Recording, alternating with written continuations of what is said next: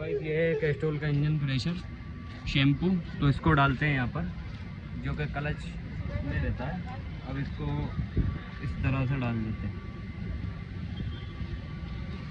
अब इससे क्या होगा कि अपना जो ये इंजन है ये वॉश हो जाएगा अंदर से। अब इसको डालने के बाद 5 मिनट गाड़ी को हीट करते हैं और गर्म करते हैं।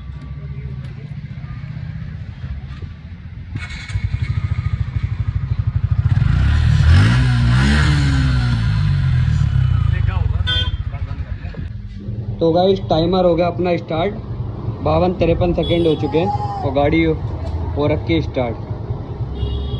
तो गाइस अपनी गाड़ी के हो गए हैं 5 मिनट पूरे।